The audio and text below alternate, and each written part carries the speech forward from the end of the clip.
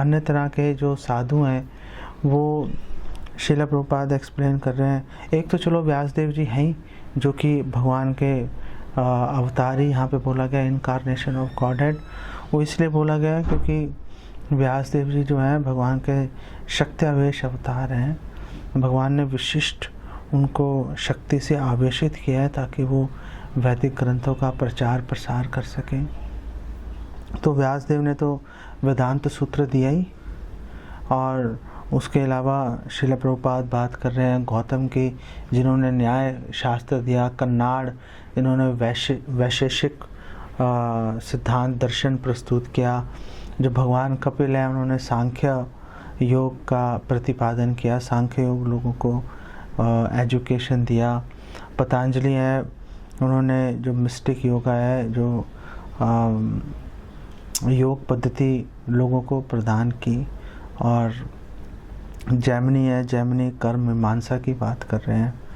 और जो अष्टावक्र हैं, अष्टावक्र उन्होंने ब्रह्म ज्योति की बात की। अष्टावक्र काफ़ी फेमस मुनि थे, और इनफैक्ट श्रीपाद शंकराचार्य जी ने जब मायावाद दर्शन प्रस्तुत किया था, निराकारवाद प्रस्तुत किया, तो उन्होंने काफ़ी हेल्प वहाँ से लिया था, अष्टावक्र के सिद्धांतों से, दर्शन से। ऐसा श्रील प्रभुपाद अपने ग्रंथों में विवेचना कर रहे हैं।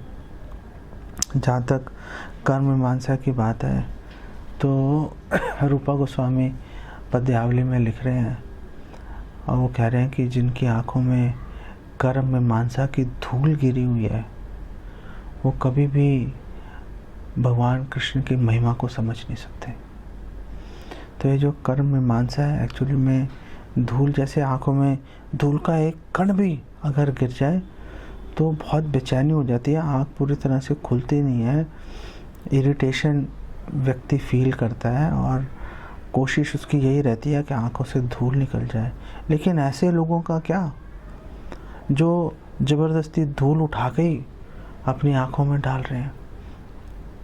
एक बार एक व्यक्ति आया था अकबर के दरबार में, ऐसा एक रोचक कहानी है। तो ज़्यादातर कहानियाँ तो बेसिकली किंवदंतियाँ ही हैं, ऐसा नहीं है कि सच्चाई है या नहीं है, लेकिन शिक्षाप्रद है, इसलिए आपके साथ में मैं शेयर कर रहा हूँ इसको। और वो सर्वकला संपन्न था, कुछ भी उससे करवा लो। तो उसने बोला कि आप जो है कोई व्यक्ति भी आए और मेरे से प्रतिस्पर्धा कर ले किसी भी विषय में, मैं उसको परास्त कर दूंगा। अब अकबर के लिए तो प्रतिष्ठा का प्रश्न खड़ा हो गया। अकबर ने कहा भैया क्या करें, काफ़ी ख़राब हालत हो गई। तो बीरबल उनके रेस्क्यू के लिए आ गया। बीरबल ने उसको बोला कि तुम ऐसी बड़ी बड़ी बातें कर रहे हो, लेकिन एक्चुअली में तुम्हारे में दम नहीं है। जो काम मैं बंद आँखों से कर सकता हूँ तुम खुली आँखों से नहीं कर सकते। सारे इंक्लूडिंग अकबर हैरान हो गए, ये क्या बोल रहा है यार, बीरबल पागल तो नहीं हो गया। तो बीरबल ने बोला तो तुम्हें मेरी चुनौती स्वीकार है कि जो मैं बंद आँखों से करूँगा तुम खुली आँखों से करना। उस व्यक्ति ने बोला हाँ मुझे स्वीकार है। तो बीरबल ने पिसी हुई लाल मिर्चें मंगाई, उसने आंखें बंद की, धड़ाक से लाल मिर्चें अपनी आँखों के ऊपर उड़ेल दी। और अब बीरबल ने उसको बोला अब तू खुली आँख से करके दिखा। तो वो भाग गया, उसने हार स्वीकार कर ली। तो आँख में धूल डल जाए बेसिकली बिग प्रॉब्लम है वो।